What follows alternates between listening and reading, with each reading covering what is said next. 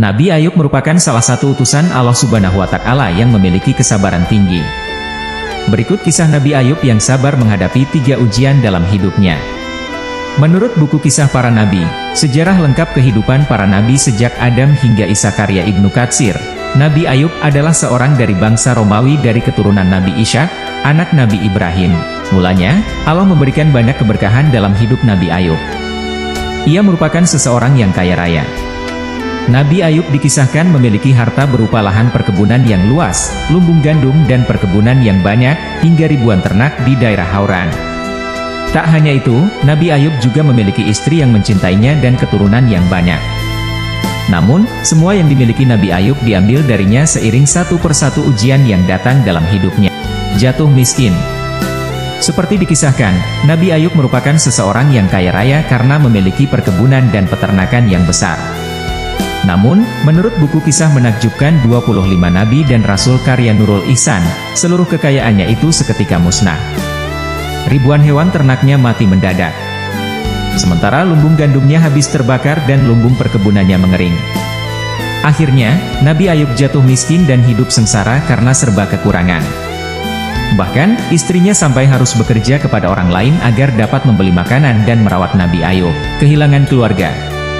Tak hanya kehilangan harta kekayaan, Nabi Ayub juga mendapat ujian berupa kehilangan keluarga.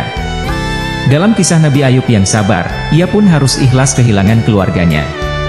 Tiba-tiba, satu persatu keturunan dan keluarganya lenyap. Bahkan, tempat tinggal mereka pun ikut hancur. Hingga yang tersisa hanya 2 orang saudaranya dan istrinya yang masih terus setia merawat Nabi Ayub, menderita penyakit kulit 18 tahun. Setelah harta dan keluarganya hilang, Nabi Ayub mendapat cobaan lain berupa penyakit gatal-gatal di seluruh tubuhnya. Penyakit ini sangat mengerikan karena membuat badan Ayub panas dan melepuh. Selain itu, tubuhnya juga sangat kurus. Seluruh dagingnya lenyap sampai yang tersisa hanya tulang dan ototnya saja. Kemudian, badannya juga mengeluarkan bau anyir yang busuk. Hal ini membuat Nabi Ayub sampai diusir oleh para tetangganya. Bahkan, mereka menempatkan Nabi Ayub di tempat pembuangan sampah. Tidak ada seorang pun yang kasihan kepada Nabi Ayub, kecuali istrinya yang setia karena selalu mengingat kebaikan suaminya kepadanya.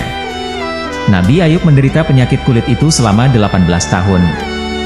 Bagian tubuhnya yang tak sakit hanya tersisa hati dan lidah. Kendati begitu, Nabi Ayub justru semakin sabar dan tabah akan ujian dari Allah.